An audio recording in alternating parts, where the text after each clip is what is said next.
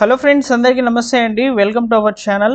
ఈ వీడియోలో నేను మీకు తల్లికి వందనం పథకానికి సంబంధించి ఒక కీలకమైన అప్డేట్ గురించి అయితే చెప్పబోతున్నాను. సో యాక్చువల్గా నేను నిన్నటి రోజున కూడా ఈ వీడియో అయితే చేశానండి. కాకపోతే కొన్ని ఇష్యూస్ వల్ల అయితే ఆ వీడియో చాలా దూరం అయితే వెళ్ళలేదన్నమాట, రీచ్ అవ్వలేదు, నోటిఫికేషన్ అనేది సరిగ్గా వెళ్ళలేదు. సో కొత్త రూల్స్ అనేటివి ఇంప్లిమెంట్ చేసింది తల్లికి వందనం పథకానికి సంబంధించి రాష్ట్ర ప్రభుత్వము. ఇంటర్మీడియట్ ఫస్ట్ ఇయర్ చదువుతున్నటువంటి ఎస్సీ స్టూడెంట్స్ ఎవరైతే ఉన్నారో సో వారు తప్పనిసరిగా అయితే అకౌంట్ అనేది చేసుకోవాల్సిందిగా అయితే సమాచారం అయితే రావడం జరిగింది. సో ఈ యొక్క అకౌంట్ అనేది మీరు ఎక్కడ చేసుకుంటే మంచిది అనేది నేను మీకు చెప్తాను. అలానే కొంతమంది స్టూడెంట్స్ యొక్క వివరాలు అనేటివి ఎన్పిసిఐ ఇన్యాక్టివ్ లిస్ట్లో అయితే చూపిస్తున్నాయన్నమాట.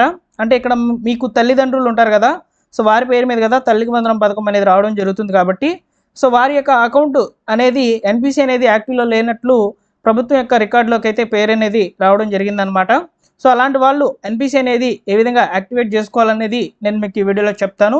ఇలా రెండు అప్డేట్స్ని మీకు ఈ వీడియోలో క్లియర్గా ఎక్స్ప్లెనేషన్ అనేది అందిస్తాను. సో మీరు వీడియోని పూర్తిగా చూసి ఇన్ఫర్మేషన్ కనుక నచ్చితే తప్పకుండా లైక్ చేయండి. యాక్చువల్గా ఇక్కడ ఎస్సీ స్టూడెంట్స్ ఎవరైతే ఉన్నారో వాళ్ళు ఖచ్చితంగా వీడియోని లైక్ చేయాలి. సో మీకు సంబంధించే ఈ ఇన్ఫర్మేషన్ అనేది చెప్తున్నాను. సో తప్పనిసరిగా అందరికీ కూడా ఇన్ఫర్మేషన్ని షేర్ చేసే ప్రయత్నం చేయండి. సో ఇక లేట్ చేయకుండా డైరెక్ట్గా టాపిక్లో కనుక వచ్చినట్లయితే తల్లికి వందనం పథకానికి సంబంధించి మన రాష్ట్ర ప్రభుత్వము ఈ 2026-27 విద్యా సంవత్సరానికి సంబంధించి ఎవరైతే విద్యార్థులు అయితే ఉన్నారో వారి యొక్క ఖాతాల్లోకి అయితే డబ్బులను జమ చేయడం జరుగుతుందన్నమాట. యాక్చువల్గా ఇక్కడ మనకు విడుదల చేసేటువంటి డబ్బులు వచ్చేసి 2025-26 స్టూడెంట్ డేటా యొక్క ఆధారంగా అయితే విడుదల చేస్తారనమాట. 2025-26లో ఎవరైతే విద్యార్థులు ఉన్నారో సో వారందరికీ కూడా డబ్బులు అనేటివి రావడం జరుగుతుంది.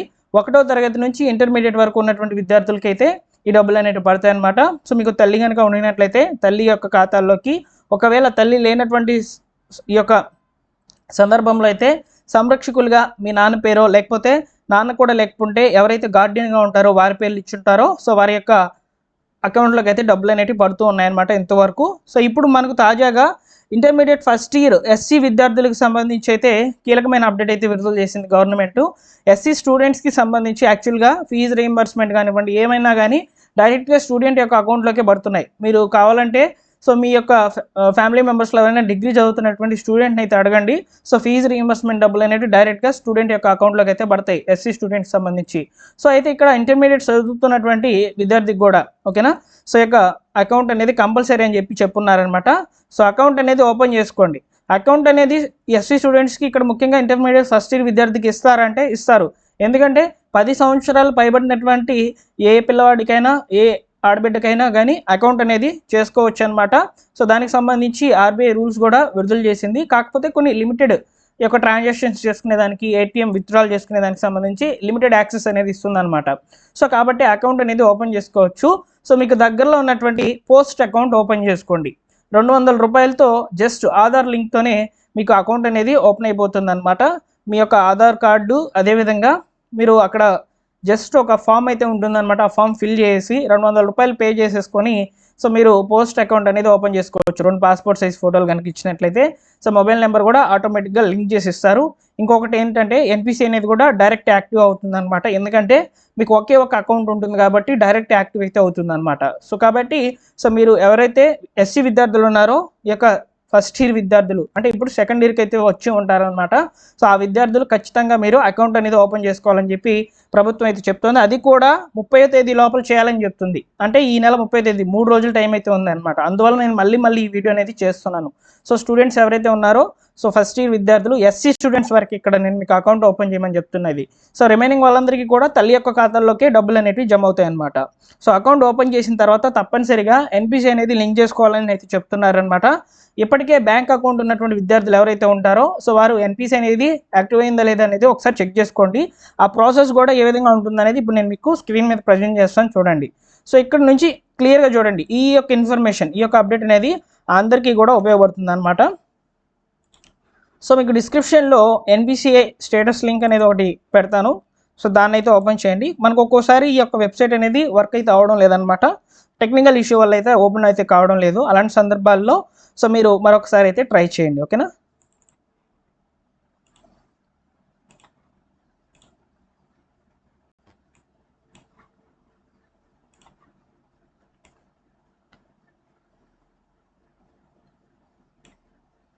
1 minute ఫ్రెండ్స్, దీని ఫ్రేమ్ సెట్ చేస్తున్నాను నేను. ఓకే, సో ఇక్కడ చూడండి డైరెక్ట్ లింక్ అనేది ఇస్తానన్నమాట. ఇందులో మీరు వచ్చేసి కస్టమర్ అనే ఆప్షన్లో వచ్చేసి భారత్ ఆధార్ సీడింగ్ ఎనేబులర్ అనే ఆప్షన్ అయితే తీసుకోండి.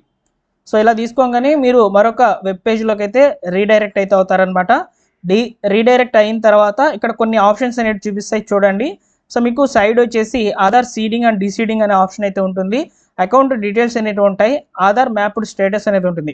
ఫస్ట్ ఆఫ్ ఆల్ అసలు ఎన్పిసిఐ అకౌంట్ అనేది యాక్టివ్ అయిందా లేదా చూసుకునే దానికి సంబంధించి ఆధార్ మ్యాప్డ్ స్టేటస్ మీద క్లిక్ చేయండి. క్లిక్ చేసిన తర్వాత ఇక్కడ ఎంటర్ యువర్ ఆధార్ అని అడుగుతుంది.